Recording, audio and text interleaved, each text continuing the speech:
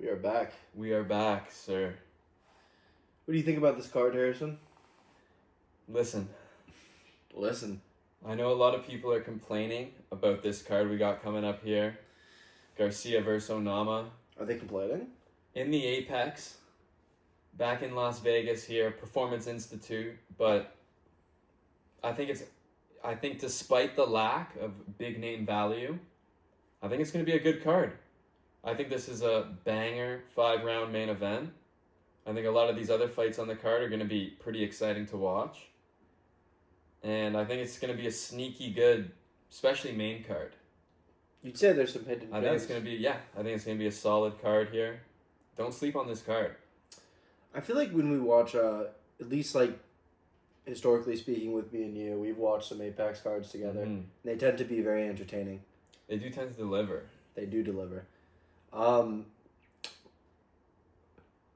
This is in the Apex, and I think eventually we're going to get an Apex or a PI on Mars, right? Yeah. That's probably I feel like that's the next Elon Musk and Dana White are pretty... in the evolution of the Performance Institute, man. Yeah, they gotta get You gotta get one somewhere in space. They Yeah. want to dominate every frontier of the fight game. 2-3 years, Mars. Yeah, it's close. This card has to go well, though. So we're gonna get Mars, right? And then we're gonna get the Apex, and then we're gonna put us inside of it. And then we're gonna get a rematch of this same main event. Years down the line. For the belt in the Apex. Great. Featherweight belt, Apex. Onama Garcia, too. Love that. UFC 321, we didn't do very well in our picks. A disappointing event all around, for sure. Not just because of the way the picks went, but the way the card went was anticlimactic, for sure. It started off, the prelims were actually quite fun, I found. Even though we didn't do well in the picks, the prelims were fun. They were fun. We saw a couple crazy knockouts to end the prelims and kind of kick off the main card there. Your boy Quillen Salahid got it done with one of the craziest head kicks I've ever seen. He was, thank God he was okay afterwards. Thank God he was okay. It's been a while since we've seen a guy kind of go out cold like that. Yeah, for sure. But yeah, the main card did not deliver at all. And obviously we all know what happened in the main event there. But just an unfortunate card. Hopefully we get back on track with this one and also the next pay-per-view card we got on deck with JDM Islam. We are going to get back on track. I think we will definitely get back on track. I think all those cards will definitely deliver. I think this one coming up will be a sneaky good card for sure. Start us off, my friend. Okay. First fight on the card. Delija Alencar versus Ariane Carnelossi. Delija Alencar. How do we feel? Is a minus 225. Mm-hmm. Oh, God. Delija Alencar's fight against Vanessa Dianopoulos was a decision where she was able to take her down. A lot of that came, control. She's got the same nickname as Jake Paul, the problem child. Every single one of her fights in the UFC, she's 2-1, right? Every single fight's gone to a decision. Yeah, that doesn't surprise me. She's really I see her just really looking to grapple. That's the thing, right? She is one of the better grapplers and wrestlers in the division for sure. Ariane, obviously, that's, she's just going to look to use her jiu-jitsu. 100%. And when I look at it, it's like Pierre Rodriguez, Ariane was able to win a disqualification over her. She was getting her ass kicked last fight. Lupi Godinez, she lost a unanimous decision. She got taken down 8 times. Yeah, I was just about to say. That's going to be Alencar's game. She's going to look to take her down. You're going to take her down 8 times by Lupi Godinez. And Godinez is pretty solid. Very, very solid. But Alencar, that's her game. She's just going to look to take you down. 100%. Estela Nunes, she was able to get 5 takedowns off against, but Estela Nunes doesn't have a win. Go on her Tapology and you won't find a win. Just look at that. Exactly. Great. Okay. That's a brutal record. I mean, Ariane's also not very active. She last fought like more than a year ago, May 2024. Yeah, that's true. And I'm gonna be honest. She's gonna get subbed. In her fights in the UFC, she's shown zero takedown defensibility. And so I don't see any reason why Alencar should have any trouble just taking her down and using her wrestling to just dominate. But we were going to have like I think because there's a lot of chick fights on this card, like all of them by decision. I'm not taking this by decision. I think she's going to get finished via submission. Really? I think every single one of Alencar's fights have gone to decision, though. I think it's not a terrible shout to say go this over one's a 2.5? good decision. Yeah. Alencar might just take her down and just grapple her and just dominate her and ride out a decision for 3 rounds. It's safer, you know what? It's so much safer than just picking like a winner. Yeah. So we'll go over 2.5 for this fight. Over 2.5 for this fight. And I do think Alencar probably gets the win. I agree. I don't think it's going to be a tough fight for her at all.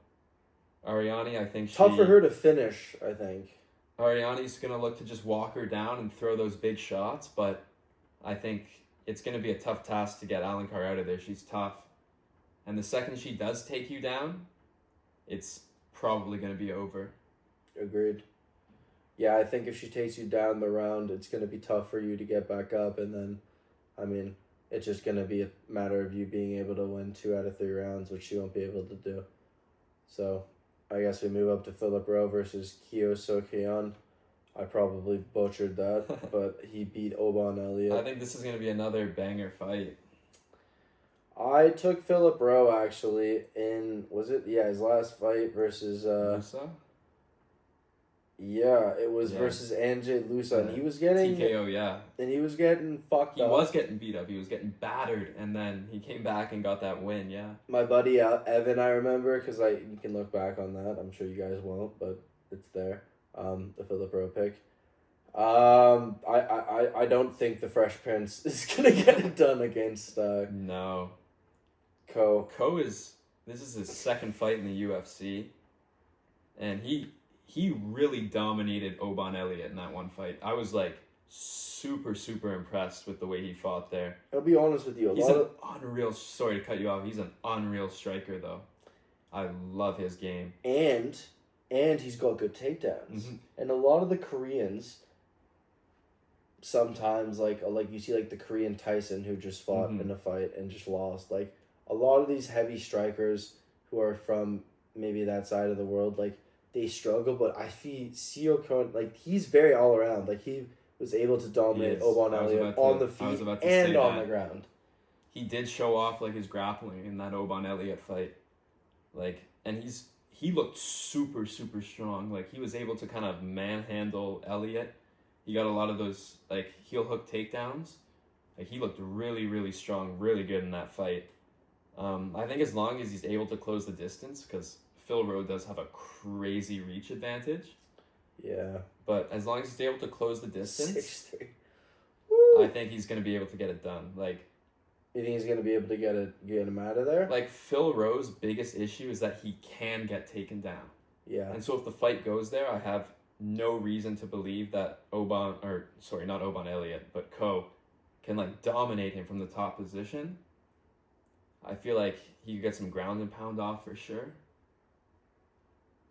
I feel like he definitely could finish Phil Rowe. It's going to be a tough fight. My only worry is that Ko does have a bit of an unproven chin.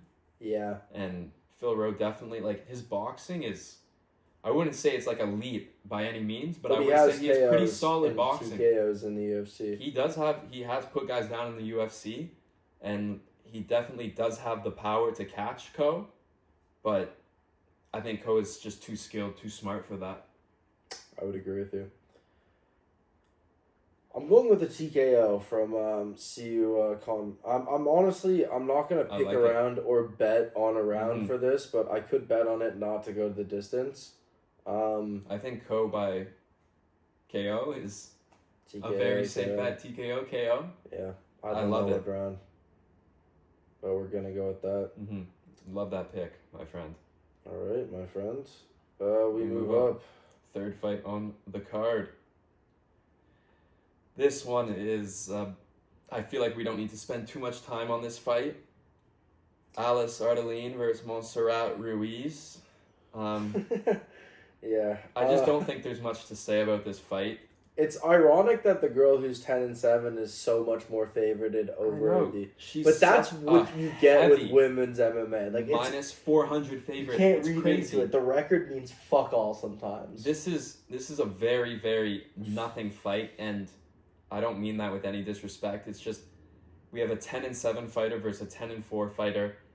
Ardelean is 1-2 in the UFC, coming off a unanimous decision win versus Rayan dos Santos earlier in May. Listen, like, her other big name loss is Shana Benoon, split decision loss. Shana Benoon sucks. July of 2024. Then you look at Ruiz, 1-3 in the UFC on a 3-fight losing streak. 3 straight TKO losses, Amanda Lemos, Jacqueline Amarim, and Eduardo Moura. She's fought good fighters. Good fighters, but she has looked awful in every single fight against elite competition. Ruiz, she's one of the smallest fighters in the division. I believe she's about, let me double check this, she's 5 feet tall. It's pretty short. She is very, very small, and for a woman, she is still very, very small. She got TKO'd. I mean, exactly. Yeah. She gets put down. She gets put down. She is on a 3 straight streak of losing to TKOs. I don't think Alice Ardelean has the power to TKO her. No, I do think it's going to be an Ardelean win by decision. 29-28? 29-20. I think this is a 29-28 fight. Honestly, no. It could be a 30-27 because I look at Ruiz. She doesn't even have much to her game. Like, you look at her one win, and it was, she was trying to put you in the scarf hold. Like, that's her only move. Other than that, I don't mean to be disrespectful, but she is not an impressive, high technique skill fighter whatsoever. And neither is Alice Ardelean, I find, to be fair. Like, granted, it's a split decision to Shana Benoon. Yeah, no, this is no praise of Alice Ardelean at all. I'm going with Alice by 29. I'm going to go 30-27. I'll go Alice Ardelean 30-27. I don't think this is going to be a thrilling fight to watch. I think this is going to be a good time to probably take a break, grab another drink, use the washroom, grab some snacks. Come back, and you'll be back in time to watch a much better fight in the women's. It's going to be divisions. Part of a greater cause, though, in this video. Maybe make you guys some money. All right. In our next on the fight, card, we have women's bantamweight. Illustrious Caitlin Vieira against Norma Dumont. Yeah. Vieira's about a plus 125 underdog. Dumont minus 150. Vieira has a 15-4 record. Dumont has a 12-2 record. I think this is going to be a close fight.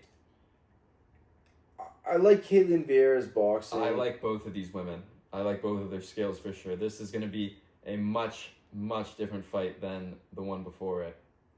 Yeah, Caitlin Vieira stepped up to fight Macy Chasson at a higher weight class, and I think I bet on Macy Chasson that fight.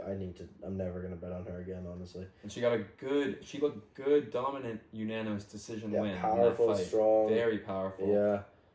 Not to mention she's beaten some pretty big notable names. I see you have the record pulled up. Yeah. Holly Holm, Miesha Tate. But the thing is I like a girl like Norma Dumont, yeah, she can take you down. Fight win streak in the UFC. She can take you down. She can outstrike you. I mean, the thing is about Caitlin Vieira, she's a tough opponent, and again, decision. I do want to go back though to you mentioned the Macy Chiasson fight. Dumont did lose to Macy back by split decision back in May.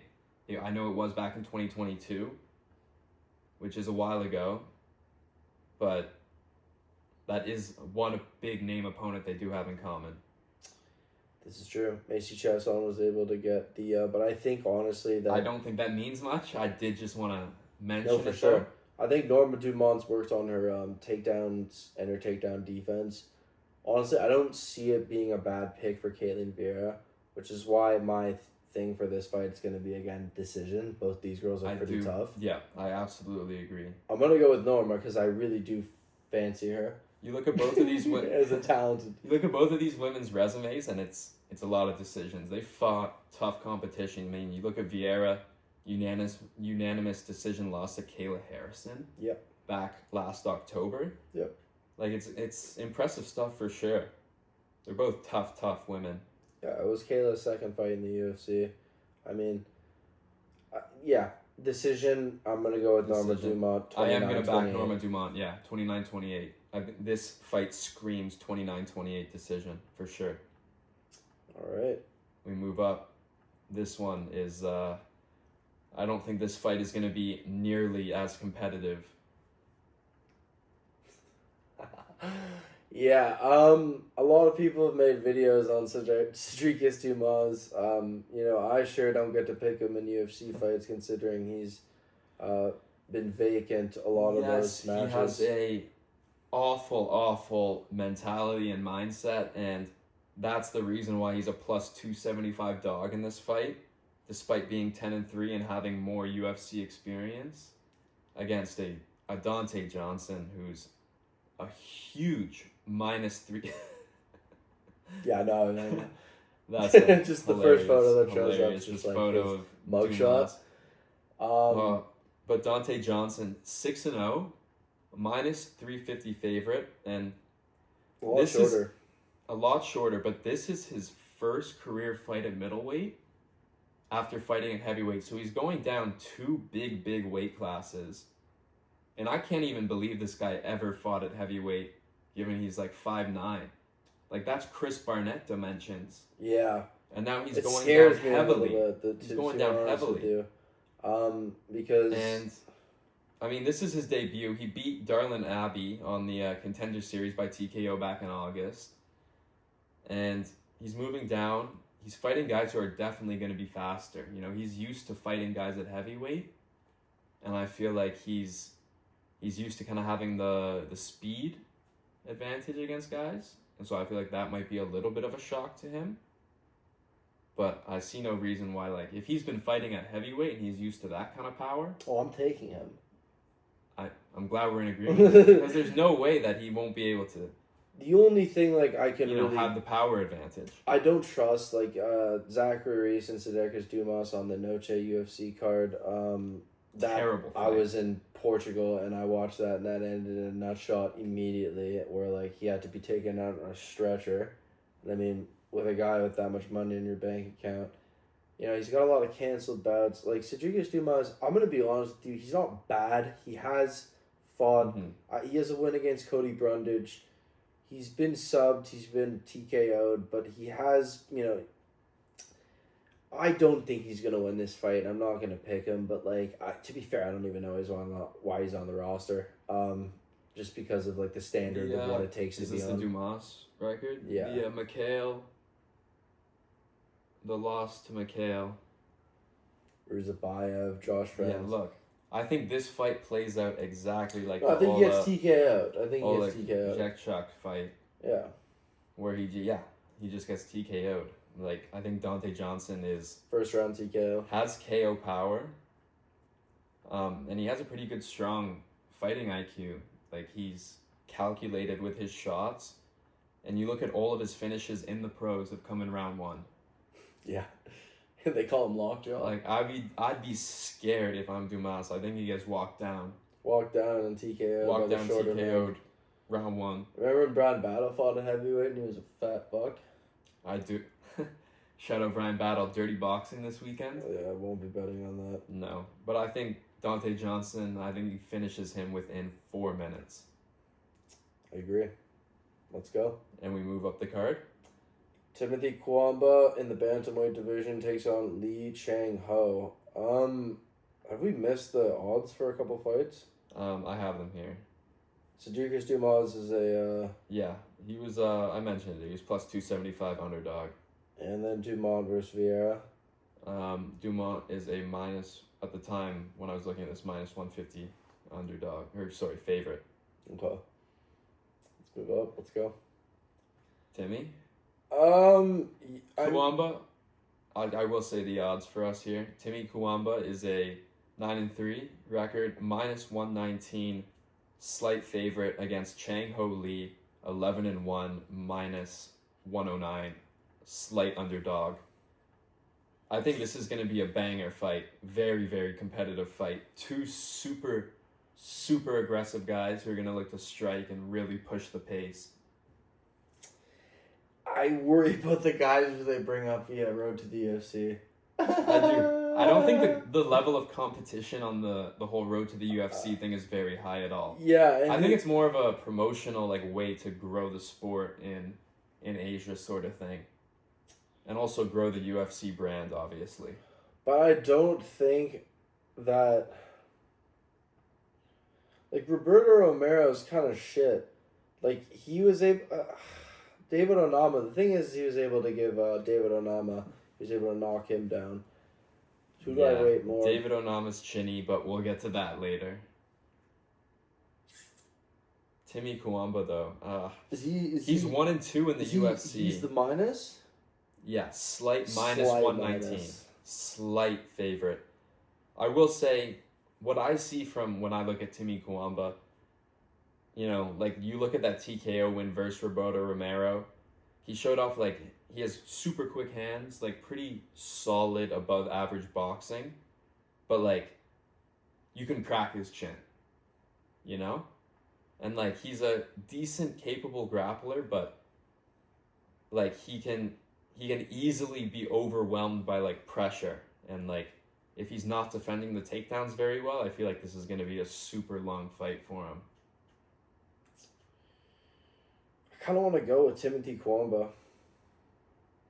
Yeah, I feel like he's more all around. His biggest key is I worry about these guys. He needs to use he definitely has the better footwork. He needs to use that. He needs to push the pace and just use his reach to control the distance, I feel and just focus on landing the bigger shots on the feet. I feel like if he can get the bigger moments in the fight, he'll win the fight. I'm going with Cuamba.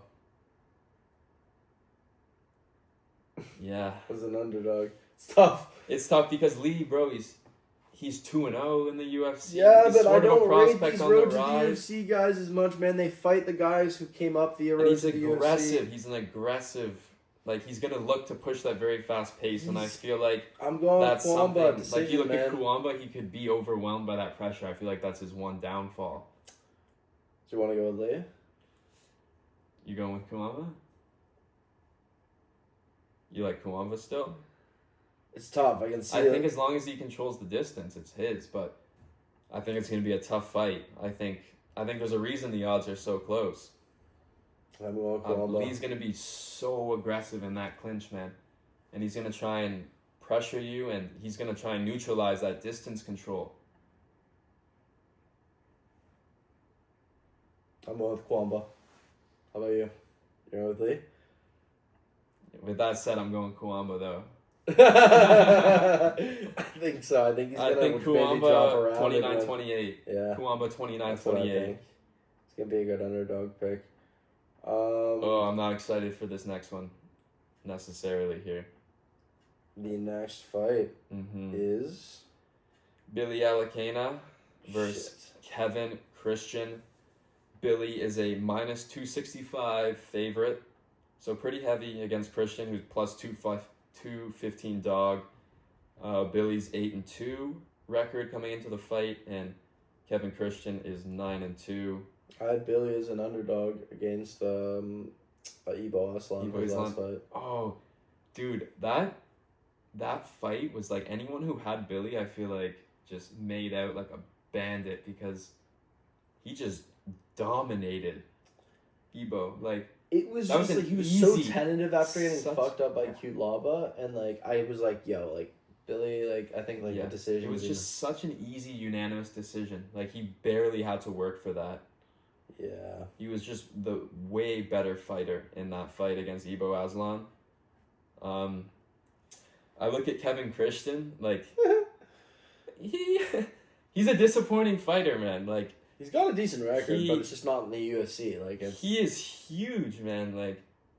He's 6'7", and he just has zero clue how to use his reach at all. He's gonna get TKO. He cannot control the distance. For a guy who's 6'7" to not be able to control the distance and dominate that aspect of the fight is just embarrassing. Like, he's so sloppy on the feet. Like, you look back at some of his LFA fights earlier, and he's just like, you know, like swinging, like whiffing, like a meme fighter almost. And it's like, dude, how are you that big, 6'7", and you have no clue coordination, how to use that to your advantage. I think Elekana is just the way better fighter all around here. Decision or TKO? I think a decision. Yeah, I was gonna say Elekana, he'll still be cautious because Christian still does have that super KO big power in his hands. He's still a big guy, and he definitely could catch him, but he just hasn't shown like that kind of skill in the past. I'm going with an Alencar TKO, just random. Okay, we're both going with him anyways. Elekana, Billy Elekana. He wins the fight regardless, definitely for sure. Let's go. Move on to the main card. Oh god. Here we go. Nascimento versus. It's cancelled. Rafael Estevam. No. So yeah, Rafael Estevam. And then Cody Durden pulled out 4 days ago. We still do not know the reason. It's undisclosed. But Cody Durden stepping in on super short notice here. What are the odds on this bad boy? Last I checked, the odds were not yet available. But if we see those later, we can definitely update it in the video. I'm definitely going with Alan Nascimento for what I'm seeing dude. I'm Cody Durden started his career. Unimpressive 17-8-1 record. He's stepping in on super short notice. 6-6-1 in the UFC, and he's on a 2-fight losing streak. One unanimous decision loss to Joshua Van last December, which is like, I think he gets subbed. Obviously has aged well because Joshua Van is a fighting for a title. But then a TKO loss to Jose Ochoa back in June. I think Durden gets finished. Well, I think he gets finished via submission by Alan Nascimento. Yeah, Alan Nascimento is 3-1 in the UFC. Definitely a prospect on the rise. Taking him in the second round submission. Second round submission, I like that a lot. Yeah. I don't think much needs to be said about that fight. I think that's rear naked choke. Respect to Durden stepping in, but I think it's going to be a short night for him. Rear naked choke, second round. Let's go. Love it. And we move up on the main card. Charles Radtke versus Daniel Frunze. This one's going to be another banger. Close fight for sure.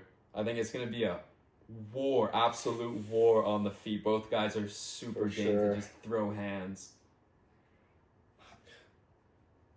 I think I want to go with Charles Radtke. I do love Charles Radtke, man. -160 favorite. Daniel Frunze is +135. Radtke's coming off that like close TKO round 2 loss to Mike Malott, and I think he's gonna be ready to go. Like, he loves to try and put guys down with that left hook. Like, he almost spams it at times. Yeah. But like, even when he's spamming it, it becomes predictable. It still works. I so agree with that. Like, you look back at the Gilbert Urbina fight, and he just sat him down with the left hook. Absolutely. I'm taking it by KO, honestly. And I'm taking it. Like, Frunze's tough. For sure. But like, I don't think he has a ton to offer, like, skill technical wise, especially if Radtke wants to toss in a little grappling just to, mix it up and kind of give him that option. I think Frunze's gonna really struggle with all of that. I think Radtke's a better all around well-rounded fighter. I'm going with third round TKO from Radtke. I love it. I'm gonna agree. Let's fucking go. Radtke TKO. Yadir Delval versus Isaac. Oh, I'm excited for this one too. Dulgarian, man. I love Isaac Dulgarian, man. I think this is gonna be another crazy banger on the card, man. This is what I mean. Like, there's not crazy name value, but I think it's going to be... If you know, you know. It's going to be an exciting card, man. These are, like, two very solid prospects facing off at an early point in their careers. Who do you like? I want to know who you like first. Go with Yadir, I'm going to be honest with you. Really? He's a pretty heavy underdog. I know. Plus 220 underdog. Isaac Dulgarian is minus 270. 7-1 for Dulgarian against Del Val's 9-0 record. What, you like Del Val? I love the win over Connor Matthews, man. I'm just kidding. I'm going with that. Nah, I knew it, man. Come on. No, I honestly, I think Connor that it's going to be a dope fight. He's got 1-1. But, no, I think that, honestly, Isaac Dulgarian's more all around. The Midwest chopper will probably get it done. Dulgarian, he has power in his submit him, honestly. Yeah, Dulgarian has a big wrestling background, right? Yeah. Like, that's his kind of game. Did you know this about Dulgarian? I found this out earlier. Never lost a round 1 in his career. And every single finish he's had has come, except for one, has come in the first round. So it's going to be a first round submission. Mm-hmm. And even in his fight he lost, man, he still dominated against Christian Rodriguez. He dominated the first round. He ended up gassing. Yeah. But as long as he's kind of learned his lesson from that, I feel like once a fighter gasses, they usually learn. Yeah, right? They tater their training around, yeah, for sure. Like, Del Val's a decent boxer, but do you think he can defend the takedowns? I think he gets submitted. That's my personal opinion. But, I mean, it could go to a decision. I'm going to go... I think this is another 29-28. Fair enough. I think Dulgarian easily sort of... I think it's a given Dulgarian will continue to dominate in round 1s. I think he'll be able to take him down with ease. I think there'll probably be moments where he gets boxed up on the feet. Yeah. But for the most part, he'll just dominate this in the grappling department. And I think it's a 29-28 easy wrap for Dulgarian. Remember I was saying there was that one guy, like when we were earlier, Blood Diamond? Yeah. And there he is right there. One of Jeremiah Wells. The next fight on the card.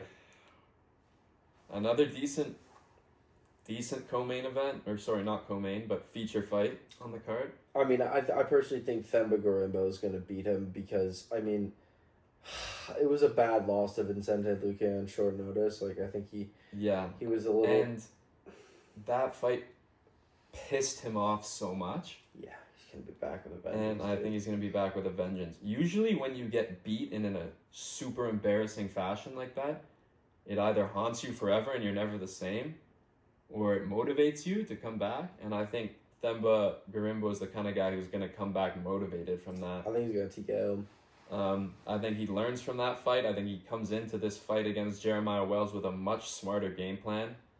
He's slight favorite at minus 130, so this is a pretty good opportunity to make some money betting on Gorimbo. But I feel like he gets it done easily. I think he TKOs him in the first round. I think he's a lot more of a technical fighter than Jeremiah Wells. He throws the 1-2s down the middle are pretty solid. Nasty. Like he has power. Like he's willing to throw down the middle, and he has crazy power. What are we thinking? But like Jeremiah Wells, man, like he could be a sneaky underdog. Like he does have raw power in his hands too, man. Against Court McGee. And Blood, yeah, but he has no TK. Warley Alves. And he's pretty athletic. He's a fairly athletic fighter. And he does a loss to Max fast, Griffin. Man. He can close the distance on you in a flash. Yeah. But, when you do also, you look at his age, right? How old is he? He's 38 years old. Themba's 34, right? So, Themba's 34, but, yeah, Jeremiah Wells, he's pulled out from back-to-back fights as well due to injury. So it makes me question, how healthy are you? You know, are you old? Is that athletic skill sort of declining? 100%. valid questions for sure. He's on a 2-fight losing streak. He could be fighting for his career here in the UFC. But I think it's going to be, I do sort of lean Gorimbo, for sure. I think it's TKO. I think he can put Wells out. Yeah. I think it might take him a little bit. Maybe second round. Late second round. I'll go late second round. I'm going to go with the first round TKO. First round TKO. Love it. Themba Gorimbo. And we move to the co-main event. The big men. The big men. Some more heavyweight action. The man that Tom Aspinall says he will not fight. 1 week after the Tom Aspinall fiasco. Tom says he won't fight him, eh? Yeah, we get a close, close. Another banger on the card. And the betting odds think so too, man. This one's a pick'em. They're both minus 110. Waldo Cortez Acosta versus Ante Delija. This is going to be another I'm going with Ante super tight Delija, one. man.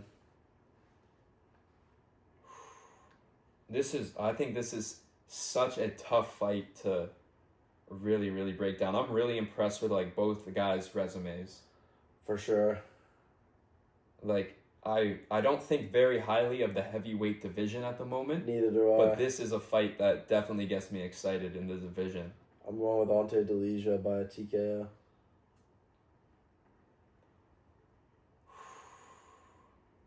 I feel like Cortez Acosta, man, he has the advantage on the feet though, boxing. He's fast. And I think he has far, far better cardio and has, like, he's 7-2 in the UFC, so This is true. he has the veteran advantage of fighting in the UFC, man. The cardio advantage, like, I find it tough to pick against him. Walda at the moment. Like, he's 7-2 in the UFC. This is true. And in that Sergey Pavlovich loss he's coming off of, you know, Took some heavy hits. it was a pretty dominant unanimous decision by Pavlovich, but He showed a chin. he put up a decent fight. Yeah, he showed a chin. He showed a lot of heart. He never got too much really going, but it wasn't like a big beat down. It wasn't super discouraging. My thing is like Yeah. Go. I thought he lost the fight to Andrei Arlovsky when I watched it. That's fair. Back. That's fair. Then he fights Rebelsis, who's no longer in the UFC. Mhm. Fucking sucks. But the Ryan Spann, the Spivak fights, I do Ryan rate those. Spann's first fight, I believe, at heavyweight was against Waldo Cortez Yeah. Acosta. So, okay, that's fair. And I then still rate that, Spivak, people thought this was like a robbery. I personally didn't. and I thought- personally didn't as well. I personally didn't. I thought- Obviously, I'm sort of backing him here. But, like, that's the thing. And it was Spivak coming off of a couple losses. I'm going to go with Ante Delija as an underdog, I think, for this fight. But, like, I completely see why you would go with Waldo. Yeah, I look at Delija, and I think he has a huge heavy power advantage in the fists. Like, he can absolutely crack Waldo and put him down. You know, he trains with Aspinall, which I think is great prep for Waldo because they're both very boxing focused sort of fighters. And I was impressed with his KO of Tybura Yeah. in his debut. That was a super impressive. I think he might have the grappling advantage if it goes there. And I also favor him if they get in the clinch up against the cage. I favor him. I think he can throw those short strikes in the clinch. This is such a, like, It's a tough fight. this is one of those co-mains that gets me really excited for a card like this. I gotta go Delija as well. I gotta join you. I think Delija unanimous decision. I think his career is just on more of an upward trajectory at the moment. I'm I taking think him by it's his TKO time. in the second round. TK in the second round. I'm gonna go another 29-28 Delija. I think it's gonna be a really exciting fight. I love it. I do respect Cortez Acosta's game, but I think Delija in this pick, I'm gonna go with Ante Delija. This brings us to the main event. Another one, must I say it again, banger on the card, banger of a 5-round main event. Low-key banger. I don't get why anyone is complaining about this main event. Why would they? they've got Steve Garcia. Especially after last week. You get some big names that disappoint on a pay-per-view. Have some respect for what Garcia and Onama are about to put on. I think it's going to be a good one. I think it will be a good one. And I think Steve Garcia is going to TKO David Onama. I agree. Preliminary, I agree, before we really get into breaking it down. That's just a raw prediction. But raw prediction, I think Garcia also walks him down and TKOs David Onama. I think both guys are going to be willing to throw. I think there's going to be knockdowns on both sides, big-time knockdowns. I think it's going to be an absolute war on tap, ready to go for the fans. I think this is going to be one of those Apex classics. I do too. I think it'll go like maybe 2 or 3 rounds, and while it goes, it'll be a good fight. Mm-hmm. But I think Steve Garcia is going to put David Onama's lights out. I look at David Onama. Some of the reasons I like him is he's training with Justin Gaethje specifically just for this fight. And I think if you're going to train with anyone who's perfect for what you're probably going to see against Steve Garcia, Justin's good. It's Justin Gaethje. That's as good as it gets in the division. For sure. In terms of the boxing and the striking on the feet and that kind of sort of aggressive recklessness. Mm-hmm. Steve Garcia, displays a lot of that recklessness and aggressiveness, especially back in his early LFA fights. But David Onama, man, he's coming off of a pretty good win against Giga. Mm-hmm. Chikadze. He's strong, and he kind of relies on his raw physical power to stuff those takedowns. But he's chinny. Yeah, man. He's chinny, man. He's been rocked. Steve's knocked out Melquizo Costa, Sung Woo Choi. I mean, who's been, TKO'd before the dudes knocked him out. But, I would reference more Melquizo Costa. Kyle Nelson's a good one, too. He was on a 3-fight win streak. Mm-hmm. Chase, I think it'll be a tough fight, honestly. I think it'll go rounds, and then Steve Garcia will find David Onama's chin. Yeah, I totally agree with that. I feel like Steve he'll sort of be a repeat of the Calvin Kattar fight, or Kattar fight, where he'll just look to sort of push the pace and come forward against you. He's going to look to do that against Onama for sure, and just sort of box him up. I really like the way Steve mixes up his striking, too. I do, too, With the knees, the elbows, the kicks, man. Yeah. It's not just the punches. He's going to look to target the body a lot and really work every single area. 100%. Really tire you down and wear you down and keep that pressure on you. It's tough for me to see a world where Onama wins. And I don't think this fight is going to decision at all. I got to agree with that. I would bet it not to go the distance. The only thing I will say about Onama is that if he does get cracked and hurt, he might look to grapple. We saw that a little bit in the Giga fight. Yep. He definitely got hurt in the Giga fight. He went on to win.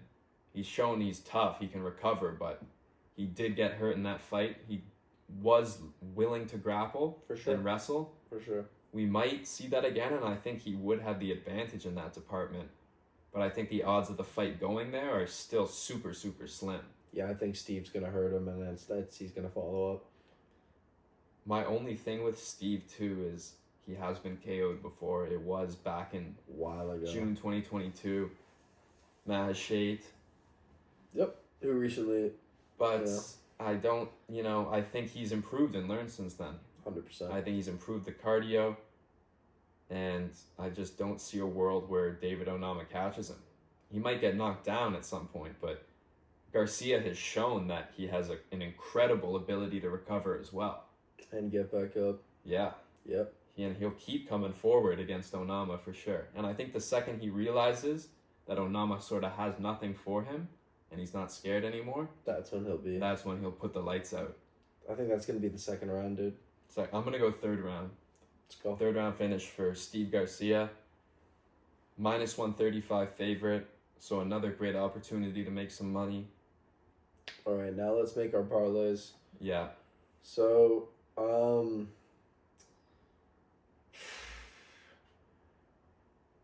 I think that we're going to go with this first fight to go over 2.5. I think so 3 out of the first 4 fights on the main, not the main card, the prelims are women's Chick fights, and I think we're gonna parlay those 3 women's fights. Over 2.5, the Super Gooner card. Over 2.5. I think every fight's gonna go to decision. Over 2.5 for all the chick fights. We'll throw 15 on that. 15 on that. So, yeah, perfect parlay. And then we got to do a bit more of a serious one. Yeah. I'm gonna go. We'll go with the main event to we'll go with it to not go the distance. Yeah, not go the distance for sure. Steve Garcia and David Onama, no shot. It No goes the shot. distance. I think a guy is definitely getting put down in that fight.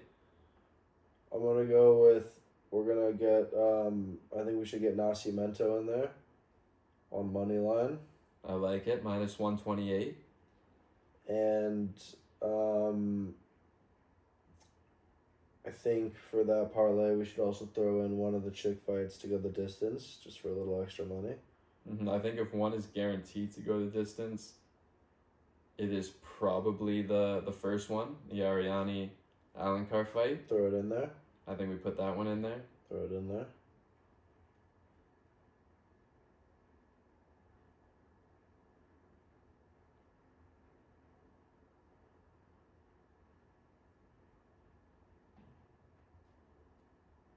And I feel like you could even go Dante Johnson KO.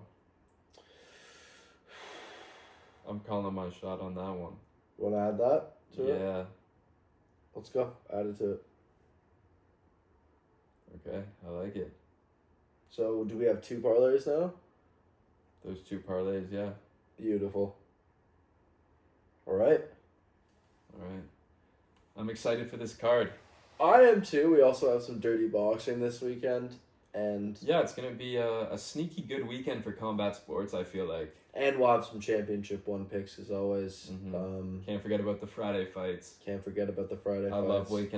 I love waking up to fights. We're gonna bet on those. Thailand, baby. Oh yeah, we're gonna get those out tomorrow, and because tomorrow will be Wednesday. Also, the Jays won, so let's get it. Let's get it. Yeah. Woo! World Series evened up. World Series evened up. I love it. All right, guys, we'll get this video out soon, and we'll be back in the next one.